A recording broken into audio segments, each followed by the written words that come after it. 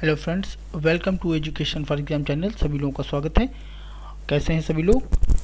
तो यहाँ पे हम लोग शुरू करने जा रहे हैं फरवरी माह के current affair, top 100 current affair को यहाँ कवर किया जाएगा।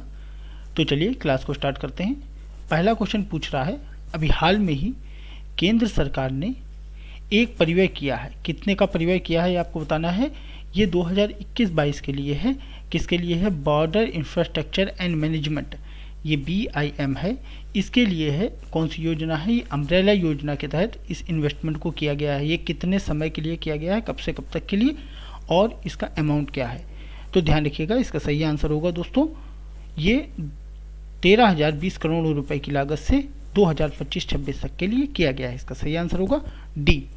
ये बेसिकली करता क्या है कि ये सीमा का प्रबंधन करता है, उसकी पुलिसिंग करता है और सीमाओं की रखवाली करने के लिए इसका मैनेजमेंट होता है। बेसिकली ये जो बॉर्डर इंफ्रास्ट्रक्चर एंड मैनेजमेंट है, ये मिनिस्ट्री ऑफ होम अफेयर के अंतर्गत आता है। नेक्स्ट क्वेश्चन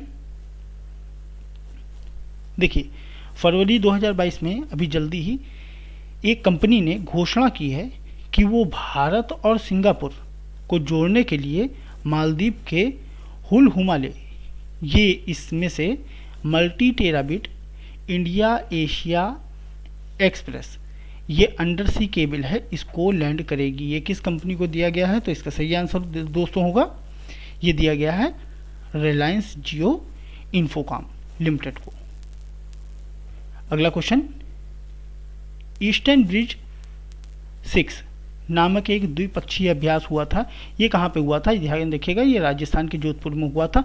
तो ये भारत और किसके बीच किया गया था? तो इसका सही आंसर होगा दोस्तों, ये भारत और ओमान के बीच में हुआ था। इसका नाम है ईस्टर्न ब्रिज 6। अगला है, आपको उस संगठन का नाम बताना है जिसने अभी फरवरी में ही भारत में जो निम्न आय वर्ग के लोग हैं उनको किफ़ायती ग्रीन हाउसिंग के लिए वित्तीय पहुंच पहुंचाने के लिए IIFL के साथ होम फाइनेंस लिमिटेड, इसके साथ में 68 मिलियन अमेरिकी डॉलर के ऋण के समझौते पर हस्ताक्षर किए हैं। तो ये इसका सही आंसर होगा दोस्तों, एशियाई डेवलपमेंट बैंक, एशियाई विकास बैंक ने इसमें समझौता किया है।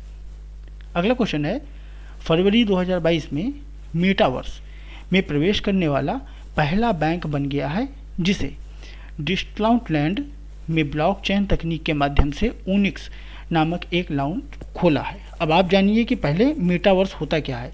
अभी जल्दी फेसबुक का नाम बदल के मेटा कर दिया गया है। मेटावर्स एक आभासी दुनिया होती है दोस्तों, जिसमें आभासी तरीके से एक रियलिस्टिक स्ट्रक्चर बनाया जाता है। जैसे मेटावर्स, अभी मेटा जल्दी नाम रखा है फेसबुक ने, तो वो इसीलिए रखा है कि अब हम लोगों के जो दोस्त होंगे मेटा पे वो आभासी होंगे, मतलब वो रियल दोस्त नहीं होते हैं। उसी की तर्ज पे मेटावर्स शब्द है। अगला है, उस देश का आपको नाम बताना है जिसने फरवरी 2022 में मॉवेल नेवर वॉरशिप द्वारा ये सी डोम या प्रोडक्टी डोम नामक एक लोह गुंबद आधारित नौसेना रक्षा प्रणाली का परीक्षण किया है। तो इसका सही आंसर दोस्तों क्या होगा? इसका सही आंसर होगा इजराइल। इजराइल ने यह परीक्षण किया है। नेक्स्ट क्वेश्चन देखते हैं,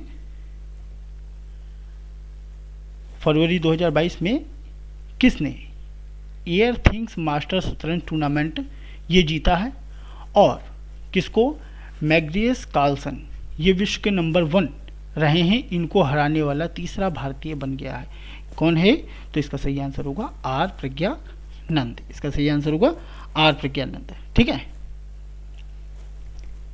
अगला क्वेश्चन है, अभी फरवरी 2022 में किस बैंक ने एशिया के सबसे बड़े बायो CNG प्लांट गोवर्धन, ये इंदौर मध्य प्रदेश में इसको किया गया, को निधि देने के लिए Indore clean energy private limited के साथ में एक भागीदारी की है।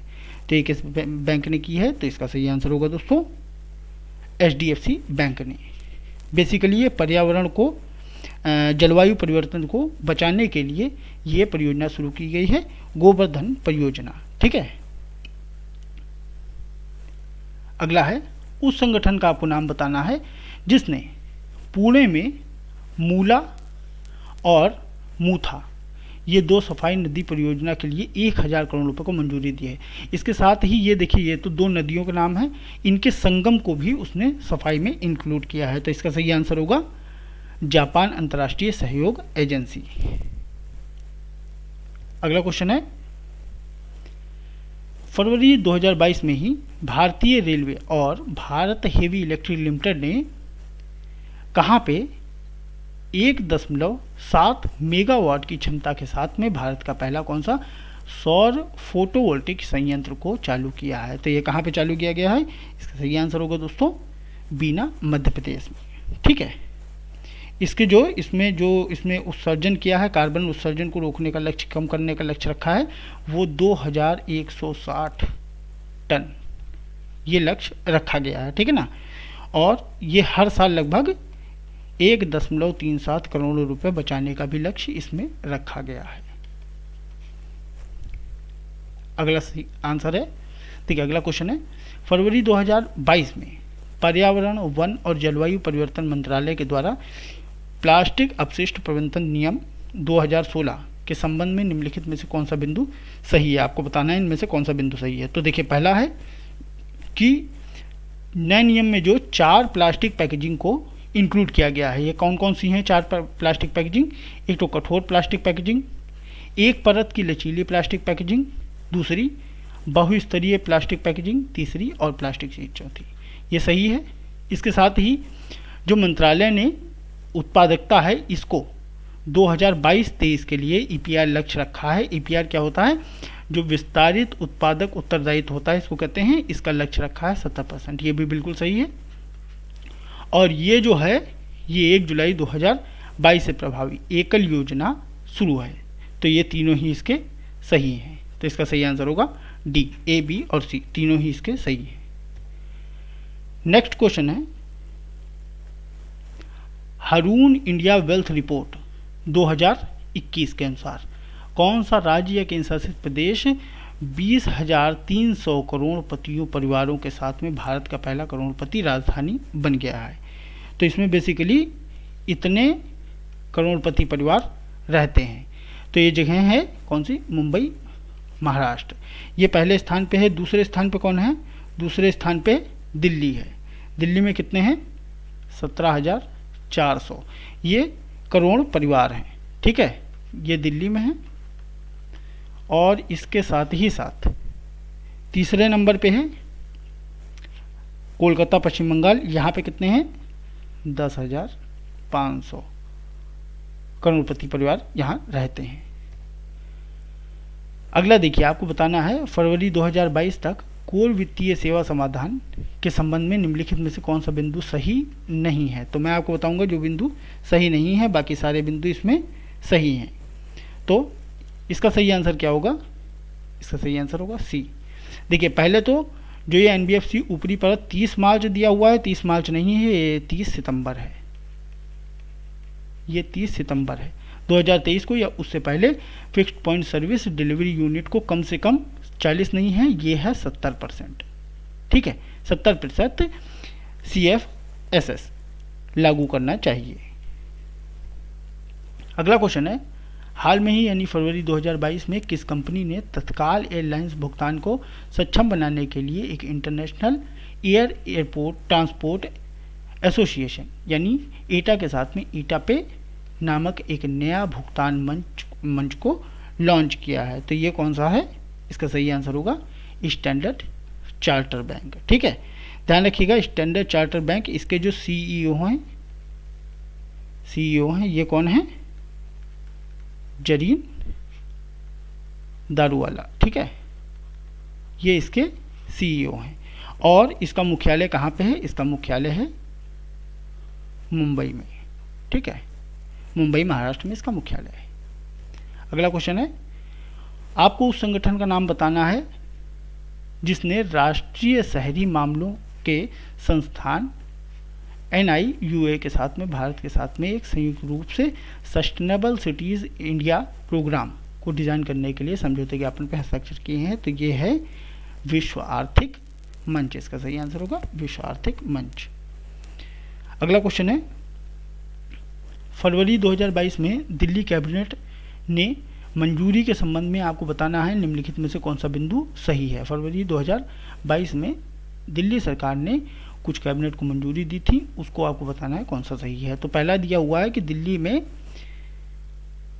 पहला इलेक्ट्रॉनिक अपशिष्ट इको पार्क स्थापित करने के लिए मंजूरी दी गई है, ये बिल्कुल सही है। अगला है दिल्ली सरकार ने शहर के शूटिंग स्थानों के लिए एक ब्रांड बनाने के लिए और पर्यटन को बढ़ावा देने के लिए एक दिल्ली फिल्म नीति 2022 शुरू की है, ये भी बिल्कुल सही है। और इसके साथ ही ई फिल्म क्लियरेंस पोर्टल भी बनाया है, जिसमें फिल्म को किसी भी फिल्म निर्माण के लिए 3 करोड़ रुपए की सहायता भी प्रदान किया जाएगा। तो इसका सही आंसर होगा ए, बी और सी, तीनों ही इसके सही हैं। अगला क्वेश्चन है फरवरी 2022 में United charters chamber of commerce global innovation policy centre ने अंतर्राष्ट्रीय बौद्धिक संपदा इंडेक्स में कम्पिटिटिव फॉर टुमारो, ये ध्यान रखिएगा, कम्पिट फॉर टुमारो ये इसका थीम भी था, के 10वें संस्करण को जारी किया है। और इसमें IIP इंडेक्स के अनुसार भारत की रैंक 55 देशों में कितनी रही है ये आपको बताना है, और पहले स्थान पे कौन सा देश रहा है ये भी आपको बताना है। तो ध्यान रखिएगा, इसमें भारत की रैंक रही थी 43वां और पहले स्थान पे था संयुक्त राज्य अमेरिका।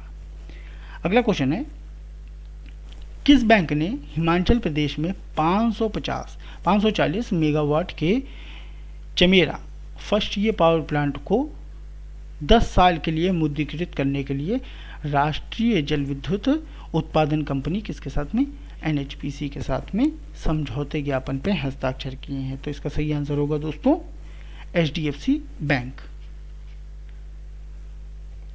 अगला क्वेश्चन है 19 मार्च 2022 तक के लिए 3 साल की अवधि के लिए IDBI बैंक के प्रबंधक निदेशक और मुख्य कार्यकारी अधिकारी यानी MD और CEO के रूप में फिर से किसे नियुक्त कर लिया गया है। ये फरवरी 2022 में नियुक्त हुए थे। तो इसका सही आंसर होगा दोस्तों राकेश शर्मा। राकेश शर्मा को वापस से नियुक्त कर लिया गया है।